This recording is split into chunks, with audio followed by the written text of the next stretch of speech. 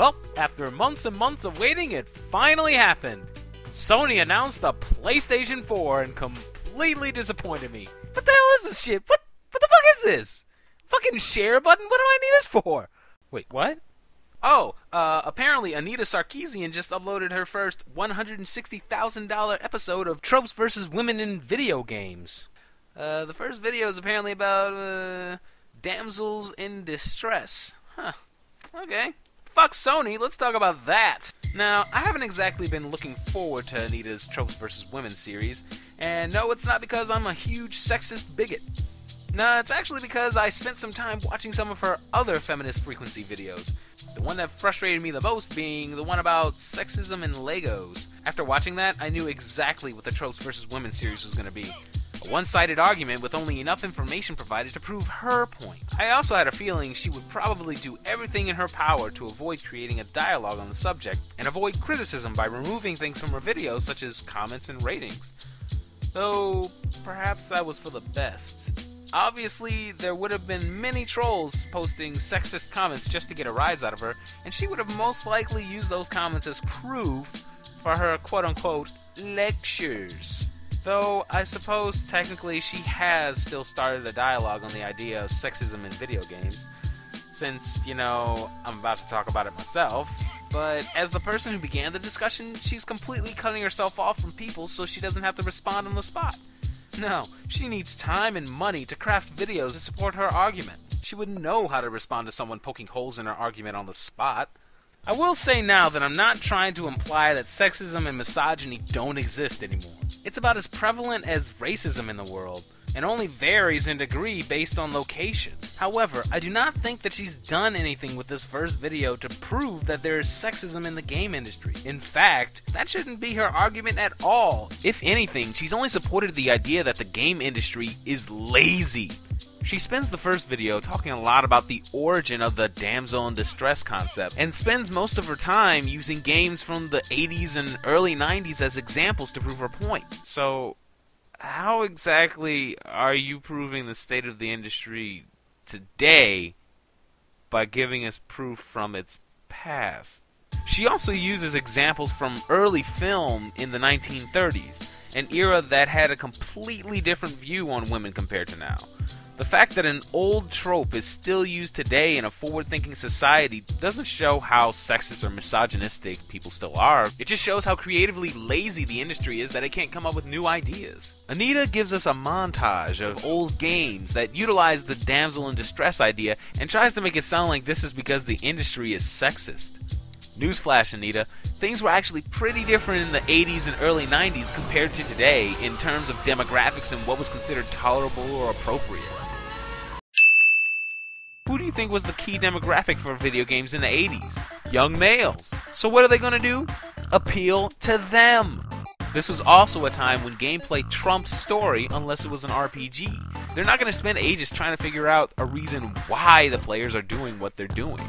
Okay everybody, so this is my gameplay idea. I've got some really cool level designs thought up and some pretty cool boss ideas too. Okay, well, what's the story? Why is the player doing these things? How exactly can we sell this? And remember, we're gunning for the 12 to 17-year-old boys demographic. I don't know. Maybe the guy has a girlfriend or a sister that gets kidnapped? Princess might fit if I give the story the right setting. I don't really care. Good enough. But wait, why don't we just make the main character a woman? The fuck? What kind of guy wants to play as a girl? Sure, they could have made it so that you were rescuing a king or a brother or something, but this was a simpler time, and they'd have to do more to make the player interested in saving someone of the same gender. Guy saves girl was just easier. Most of Anita's examples revolve around Nintendo, primarily Star Fox, Mario, and Zelda. Wait a minute, what the fuck? Why is Solid Snake here? One way to think about damsel characters is via what's called the subject-object dichotomy. In the simplest terms, subjects act, and objects are acted upon. The subject is the protagonist, the one who the story is centered on, and the one doing most of the action. In video games, this is almost always the main playable character, and the one from whose perspective most of the story is seen. Zlatan, where the hell am I? Well, Snake, it appears that you're in an Anita Sarkeesian video about damsels in distress. What? But my games aren't even about saving a damsel in distress. Yeah, Meryl and Emma had to be saved at one point, but that was never the goal, and those characters logically wouldn't have done well in the situation they were put in. It's almost like Anita doesn't know what the hell she's talking about. Indeed. Or at the very least, she's manipulating information to support her argument. 2 out of 3 of the Nintendo franchises Anita mentions were created by a guy who's mentioned on more than one occasion that he's not that big on storytelling in most of his games. Miyamoto's always been concerned about making a fun game rather than giving players some deep narrative. This is why Mario Galaxy 2 skimps on the story that was developed in the first. And this is why pretty much every Mario game is the same damn thing. Peach isn't some key example of sexism in video games. It's just a guy that doesn't want to spend the time giving players complex reasons for why they need to jump on Goombas. I mean, the reason why they originally went with Mario Brothers is because it was a hell of a lot easier to recolor Mario sprites than make a whole new playable character like Peach for player 2. Then Anita uses Mario Brothers 2 as an example. Mario Brothers 2 is one of the best examples of Nintendo's laziness and business sense. Actually, both versions are. The original Mario Brothers 2 was exactly the same as the original game, but with new levels and a new item. Same damsel in distress skull, and the same sprites. But Nintendo wanted their game to sell. They were afraid kids wouldn't buy it when they heard it was too hard, so they decided to take another game and only change the hero sprites in order to make it a Mario game, rather than tone down the difficulty of Mario Brothers 2 or build a completely new game. That's lazy as fuck! And apparently Anita thinks that Nintendo accidentally put Peach in the game. However, the Japanese game already had 4 playable characters. So the designers opted to include Toad and the princess to fill the 2 remaining slots, building directly on top of the pre-existing character models. So really, if we're honest, Peach is kinda accidentally playable in this one. What the fuck? I don't think you understand what that word means, Anita. You think Nintendo was obligated to put Peach in Mario Brothers 2 because they needed to fill in the female character slot? Did you not notice that there were 2 female characters in the game and they changed one of them to Luigi? They could have easily just made up a new character and kept the same sprite, or they could have removed the character altogether. Instead, they made the conscious decision to take a pre-existing character and make her playable, because why the hell not? And then Anita brings up New Super Mario Bros. Wii and U, which are just more examples of Nintendo's laziness. Now, I've had fun with the New Super Mario Bros. Series, but holy crap, it is the laziest shit Nintendo has ever produced. It's the same damn music.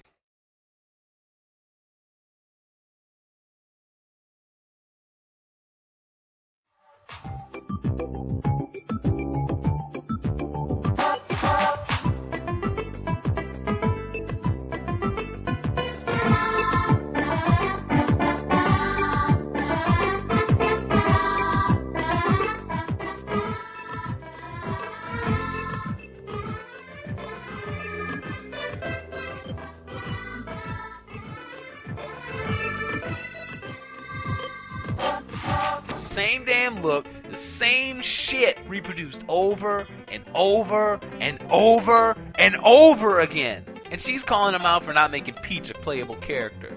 She disregards the fact that Nintendo actually responded to people who complained about the 2 Toads. Their excuses were that they would have had to work on physics and extra animations for Peach's skirt, and they would have had to give her unique properties similar to those in Mario Bros. 2. Now, of course, those are shitty excuses, but this is just proof that they were being lazy assholes about the whole thing. Not sexist, and not trying to keep Peach in the damsel role. Yeah, but why didn't they put Peach in overalls? They could have circumvented the entire skirt issue. That's a great point, whiny viewer. The reason why is because Nintendo is fucking lazy! They'd have to put her in the clothes and then feel obligated to explain why she's dressed that way, which is already far more story than Miyamoto can handle since he just doesn't give 2 fucks about it. I mean, he even had Intelligent Systems simplify Paper Mario Sticker Star's story and take out any new and unique characters because he just hates telling stories in Mario games. I know I'm sounding overly harsh about Miyamoto and the Mario series, but please realize I do enjoy Mario, and I do think that Miyamoto at one point was a brilliant game designer. But it isn't hard to see how unbelievably lazy Nintendo has been over the years. So what about Zelda? While it does develop some really interesting stories, it's still another case of Nintendo's who gives a fuck-itis. Most of the games still boil down to the whole gotta save Zelda thing because 1, Nintendo was lazy, and 2, it's kind of the poetic point of the series. Zelda has always kind of been about a tale retold through time with certain elements changed. I know this isn't the case every time, since there are at least a couple of games that don't feature the princess or a damsel at all. So it's not like that's all the series does. Yes, I will admit that it's stupid how characters like Sheik and Terra are suddenly useless when they revert back into Zelda. But that really becomes more of a case of Nintendo getting lazy and not thinking of a better reason for Link's final battle, rather than sexism, or trying to keep Zelda in the damsel role. Another thing that annoys me is the fact that Anita acts like Wind Waker is the only time Zelda has ever helped out Link in the final battle. It is noteworthy that in the very last stage of the boss battle, she does help Link fight Ganondorf for a few brief minutes, which is a refreshing change. How is that a change of pace when she already helped him out at the end of Ocarina of Time, which was the last one she was in? Really, when you think about it, Ocarina of Time and Wind Waker have the exact same story beats. Zelda is someone else, and you don't realize that it's really Zelda. And then when it's finally revealed that she's really Zelda, then she gets kidnapped because she's needed for some final ceremony or something. And then in the final battle, she's necessary to defeat Ganondorf. So yeah, I mean, Nintendo's just kind of lazy. They just kind of redo the same thing over and over again. That's what they do. And then Zelda's also useful in Twilight Princess's final battle. Why didn't she mention that? Hell, what about Minda? I mean, she was useful from beginning to end, despite also being a princess. Why doesn't Anita mention that at all? Zelda's not always useless, and yet Anita just glosses over that fact and focuses on how often she's just a damsel. Apparently, despite her vital role in Spirit Tracks, it's still not good enough and doesn't show how forward-thinking Nintendo has tried to become in relation to Zelda's role. I mean, seriously, compare the newer games to the old. Finally, we have Anita's Star Fox Adventures example. She talks about how the game started out as Dinosaur Planet and had a female character as the lead, while only very briefly mentioning that there was also a male lead that you could swap with at any time. It was a kind of a mechanic of the game. Then the game was scrapped and turned into Star Fox Adventures, and Crystal was turned into a sexy frozen fox that needed rescuing. Then, instead of acknowledging the business sense behind the decision, she just thinks that Nintendo would rather be sexist and just objectify women. Well, we've almost completed work on our new game starring the Blue Fox Girl, sir. Whoa, whoa, whoa. What the fuck? This bitch ain't the main character. You best fucking fix this shit. They're making it fucking about Star Fox. But we really wanted to use this character and... Oh, fine. If you're gonna be such a bitch about it, put that hoe in a two-piece and maybe if she's lucky, Fox McCloud will let her suck his D at the end of the game. We've almost completed work on our new game starring the Blue Fox Girl, sir. You mean that game that was kind of like Zelda? What was it called again? Dinosaur Planet, sir? Really? That's it? That's a bland name. How are we supposed to market that? Wait, did you say it has a fox in it? Yes. We already have a fox hero. Make it about Star Fox. We can sell Star Fox. Well, I mean, we made these characters and we really wanted to use them. Alright, fine. You can keep your characters, but the game has to be about Star Fox. Since the game kind of plays like Zelda, copy that and make her the damsel or love interest or something. Yeah, Star Fox Dinosaur Planet. No, that's too long. Ah, Star Fox Adventures. We can sell that. So, rather than produce a fresh IP, Nintendo would rather use a pre-existing brand name to sell their product because, you know, it costs too much money and effort to advertise something new. Sound familiar?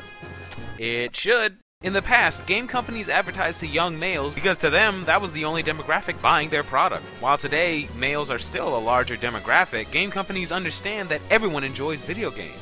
Technology is also made so that story can be just as important as gameplay.